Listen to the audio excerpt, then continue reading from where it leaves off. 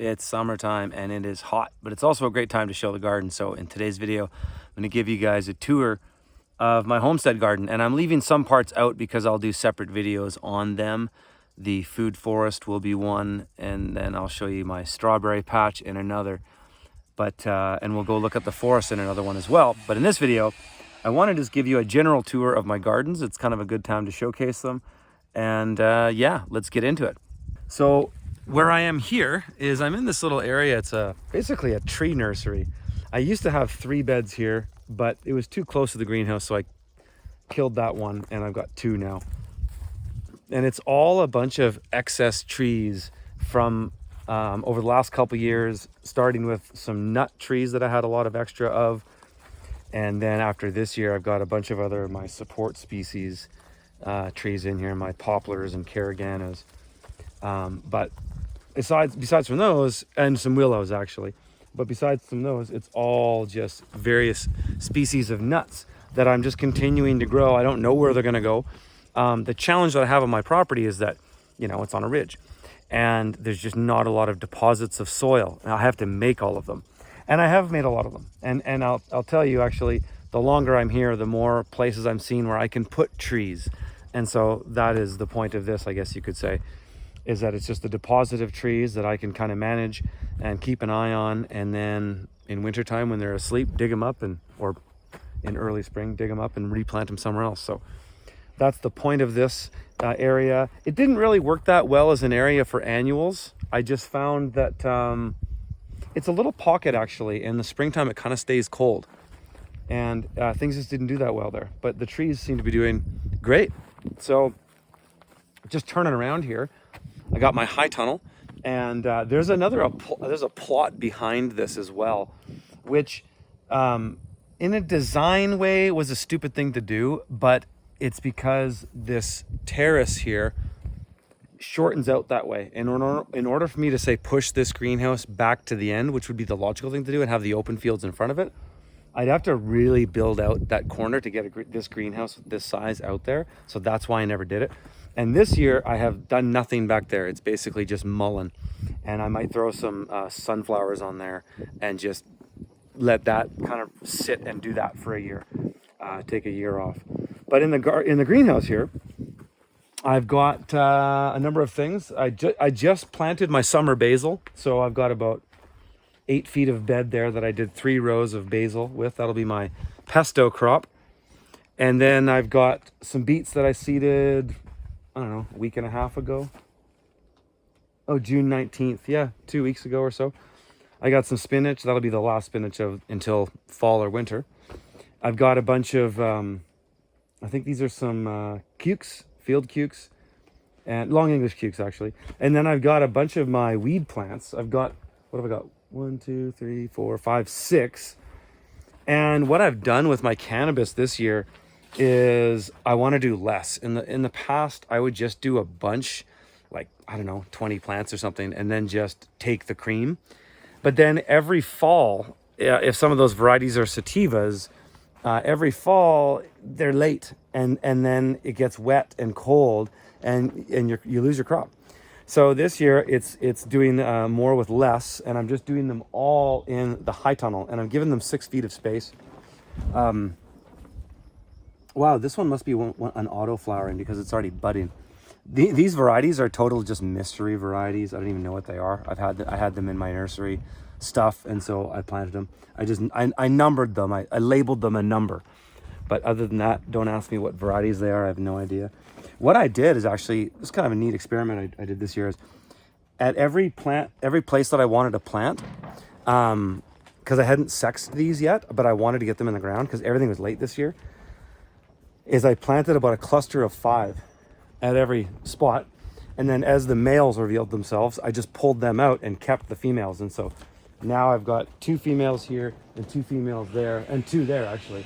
And I might just choose the better of the one and let them go.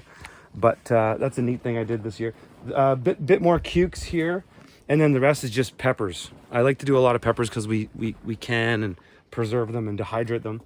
So I got all kinds of peppers, bell peppers and Hungarian peppers, cayennes, jalapenos. I got some ghost peppers in there, all kinds of stuff. they're kind of struggling a bit over here. This soil just needs a lot of work still. It still needs a lot of conditioning. Having said that, it's doing a lot better this year because I put some biochar in this soil. And maybe I'll tell you about that in another video, but pretty cool product. I'm pretty excited about it because I've seen a significant difference. And my soil, my native soil here on this property is quite rough because it's forest floor soil, which is marginal at best. So it's been a struggle to build it up, but this is definitely helping. So yeah, that's the HighTunnel. And yeah, we got a few things to show here. So we'll go up there after. Maybe we'll go here and we'll go down to the chickens. So this here is this little strawberry area, and I'll do a whole other video on that, but it's really neat. And it was an area that was part of an access with my machine to get down here to build out this terrace and bring the materials for this greenhouse and all of that. And once this was finished, I built a better access around the front side of this terrace. So I decommissioned that, but I'll do a whole other video on those strawberries because it's quite fantastic. But coming over here on this terrace, it was really late in the garden this year and some things just did not do well. Some of my squash failed, survived. Some of these just didn't do very well, and they're not doing very well, and so they'll barely make the season. I might just replant these beds to something else. These ones are doing okay. These are some bush delicata, I think, and some of these are melons, but yeah, maybe these, but not doing good. My bush beans my pole beans did terribly here. A little bit better here, but look how late they are. I mean, this is July and they're only here. My peas are doing great. Those are doing great. I've also interplanted carrots in here. It's something I do with peas and carrots every year is I direct seed 1 or 2 rows on. This year I just did 1. They're just about to pop up. Just do 1 on either side of the peas or the beans. That works really well. These are just done with, T-posts, and this is the what do they call it? Cattle panels, I think. Corn's doing good this year. Stoked about the corn. These are doing okay. This is some tobacco that's coming along. I grew tobacco a long time ago, but I just don't remember anything about it. But it's coming along pretty good. Let's go down and see the chickens. All right, so I'll do a whole other video on the food forest because there's a lot to discuss there. But this is the chicken coop. This is the summer area for the layers. And sometimes there'll be turkeys in here, which there is right now. But my layers go here. My meat birds go somewhere else. We'll look at those in this video too. But this area is seasonal because in the winter it would suck. It's just it doesn't get enough light and it's cold. And so in the winter I move my layers. After my meat birds go out, the layers go back into that little coop and then go into a greenhouse. Last year they were in this greenhouse. This winter they're going to go into a new greenhouse that I'm going to build up there. But they're here for the summer, at least for the 8 warmer months, call it. My fermenting for them. I brought in 10 new layers this year because I like to just bring in some new genetics. And they're doing good. They're laying a little under actually right now. But these are the new birds that I just got from a friend of mine. There's 5 turkeys in there and 10 other layers. I have no idea what variety they are. But yeah, they're gonna mix in to this flock. I've only got 1 rooster with this flock, and he's down below there. He's doing all right. This is a thing I did this year that I really like. I'll show you real quick. Is this chicken watering area. And what I've done is I had this before, but I've just made this better now. So this chicken waterer here, you've seen these before, they're generic, but I've just made it so it autofills. So what I've done is I brought a line here, just a 1/2-inch poly line, and I just got a little drip emitter on the end there that's just dripping 24/7. It's just dripping into this like that. Put a rock on top of it so that it helps hold this thing solid so that the chickens don't move it around, which is always what happens. And then it just gets full of crap that they kick up from the ground. So I've got it on a brick, and I built it up on an area, you know, my ground here is never flat, but I just filled this up with rocks and drain rock and built it up. So because this is going to leak out of this all the time, it's just going to disappear into this, and it would spill over down there eventually. But it just keeps this area nice and clean, and there's no mud here, and you can see the water stays relatively clean for the chickens, and you can just see it dripping over there, and that's fine, right? It just drips through this, and who cares? And yeah, that works really well. So that is the chicken area. These are elderberry trees, by the way, if you're wondering. That's an elderberry. That's an elderberry. Elderberry trees are everywhere on my property. That's why we kind of just called it unofficially Elderberry Ranch, because they're everywhere. Right there, right there. They're just scattered all over. And this is a variety that you can't propagate. I've tried to propagate it and you can't. But it's like a black elderberry. It's amazing. We harvest many, many pounds of them every year. So this area between the chicken coop and the greenhouse up here, this is native ground. So this is what was here when I bought this place. And you see these trees were cut down a long time ago. But this is the ground that I had when I came here. I remember when I first came to this property and just walking around all this and going, holy, this is gnarly. But I could see the potential with places like that down there where there's a bit of a depression in a soil deposit. And I was confident that I could shape the ground. But yeah, some of these wild areas, I can't do anything with. I tried putting some stuff in here and just maintaining all the weeds and just watering. I've got sprinklers here. And yeah, you just can't keep anything alive. The only thing that like, you know, if I irrigate it, you can see some of the nicer stuff comes out. Some of these flowers and the mullein, and there's less of the prickly lettuce. There's this wild mustard, which I don't like. But you get these, which are beautiful, sort of hedgerows. But I just cannot plant trees in this rough ground like this. So coming up here to this other terrace, my wife's in there harvesting garlic scapes right now, and that's where we have our meat birds. So up on this terrace, at the moment, there's nothing planted in this bed here, here, and here. They're just these kind of short beds that go this way, and neither in these three beds, because I've got my meat birds here. And kind of funny story with this mama hen is she's one of my original hens. I've had her she's at least 3 years old, and she tried to hatch a clutch of chicks, and she hatched 2, but they both died.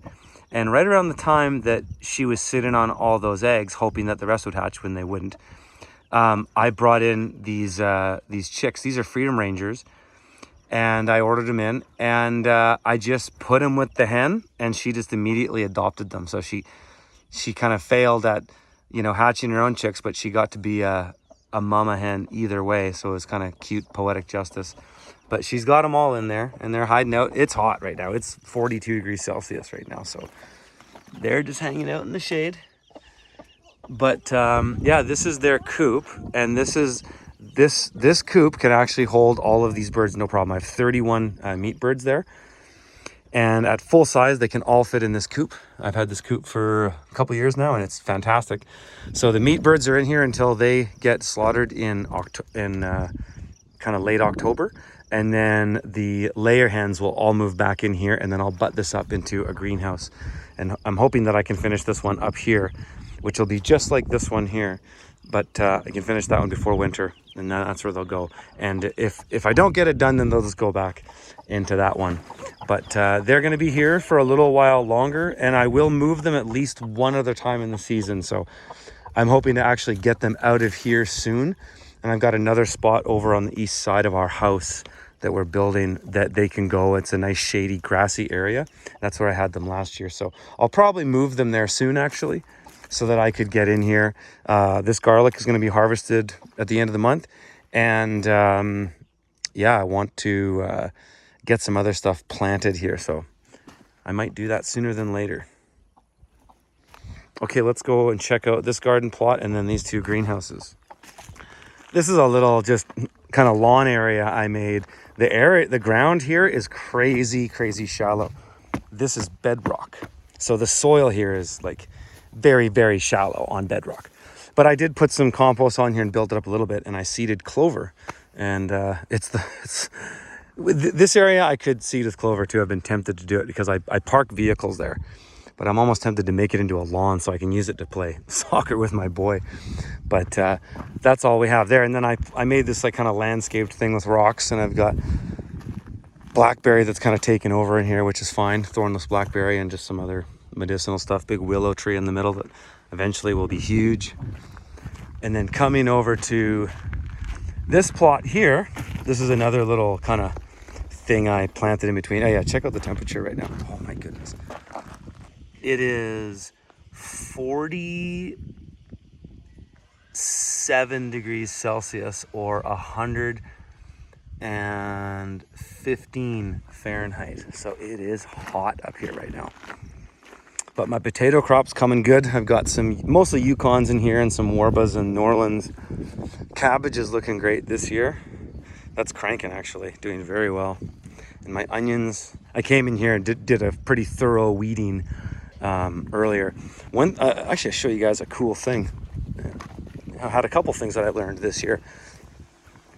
So coming over here to my tool wall, I got this rake here. You know, you've seen these kind of rakes before.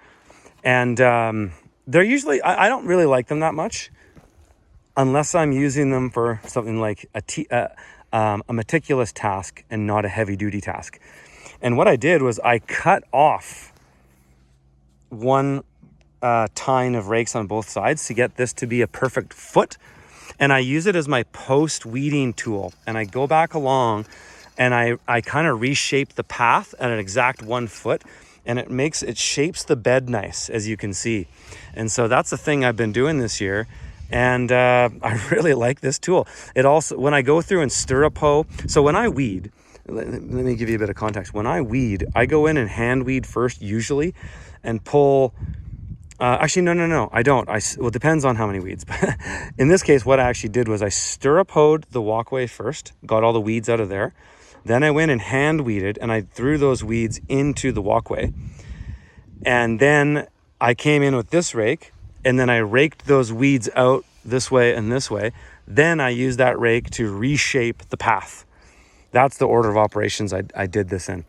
But I really, really like this tool. So anyways, thought I would share it with you. It's, all you got to do is buy a rake like this and then take a grinder and grind off those last two tines, one on each side, and you get a perfect 12 inches, which are what my walkways are. This is a peach tree that failed. It's too cold up here to do peaches, but there's still some new shoots trying to make it. And this is kind of a weedy strawberry area, similar to the other area. And I've got another electroculture rod there as well. All right, coming into the Paso Solar greenhouse, it is cooler in here than outside, only by 1 degree. 41 Celsius in here. And part of that reason of it being a little bit cooler than the outside is these grapes. And this grape crop this year is absolutely insane. I have got clusters of fruit everywhere. It seems like every 6 inches of vine space, there's a cluster of grapes. These are all seedless table grapes, which is my favorite. Not really a wine drinker or winemaker. I just like the fruit, and we'll freeze them. We freeze everything that we can't eat. And we can use it for whatever smoothies or anything else that we make over the winter. But the grapes are absolutely insane. I did this originally in my Paso Solar greenhouse that I built in Kelowna that was in hundreds of my videos over the years. And I replicated it here, and I love it because I don't do much in this greenhouse at this time of the year. It's hot. I just let the perennial stuff grow like crazy. I got a fig coming along. I've got my lemongrass in here. There's a blackberry that's integrated into these grapes. But that's all there is to report in here right now. Okay, 2 more things to show in this video, and then we'll wrap this puppy up. So there's the hothouse greenhouse, which is essentially my kitchen garden. And then this is this berry area that I planted. I did a video on this not too long ago. And it's kind of poor man's raised beds, just mounds. They're 3 foot wide, basically edge to edge. They're 3 foot wide with 2 feet in the middle. And they're just mounded up, soil from here. And I piled on probably 6 inches of this finished mulch compost. And I got blackberries, No, raspberries, more raspberries, blackberries with some grapes on the ends, which I will put some trellising up onto here later. And I got some weeds. Look at that lamb's quarter trying to take over my blackberry.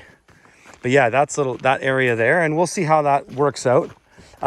This area up here was the first food forest I planted when I got this property, and I have just let it go because you cannot, this is the conclusion, I was kind of alluding to it earlier. You just can't plant things in native ground without tilling it and just completely resetting it. The native stuff will just overpower it, and rightfully so. But so I've given up on this and just let this go back to wild, which is beautiful. We've got, you know, wild bush cherries in here, yarrow, mullein all over the place, native grasses. So it's just become, let it go. Same with here. I had even some housecats planted in here, which are actually still alive. But I've stopped irrigating this because it's just too difficult. And so I went with this. This area, this ground here was the same as this, which is just rocky crap. But I put a layer of sand on it and packed it to get myself a flat surface. And then I built those beds on top. So we'll see how this does over the years.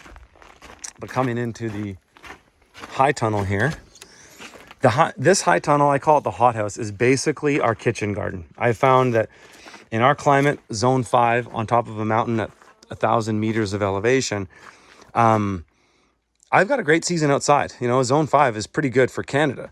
But to get a really good like a solid season that's almost perfect, where you always get something reliable, it's just so much easier to do your garden in a greenhouse. Just your whole kitchen garden in a greenhouse. So I got lettuce, I got kale, I've got, you know, all of my tomatoes, they're pumping now. I got celery. I just cropped out my cauliflower in here, and it was the best cauliflower crop I've ever had. Huge heads. I put them all in the root cellar. But yeah, I just cropped that out, and then I'll get this ready to replant for something else little bit later. It'll sit for a while, and I'll get a crop in here for winter established. But yeah, everything in here is doing great. My onions, spring onions, carrots have been cropping out for months now. And so it's pumping. And this is the front yard of our little cabin that we still live in. And this is my wife's herb garden. She's got all kinds of medicinals and perennial stuff out here that she uses in the kitchen all the time. And so I kind of gave up on doing annuals in here. I just do everything in there. Look at this. This is a tomato. This is what happens if you plant the tomato early in the spring and just leave it. It just won't grow. And that's why, again, why the just doing your kitchen garden in a greenhouse for a climate like ours is just so much better. All right, folks. Well, I'll leave it there for this one, but join me in the next video and we'll go take a look at the forest.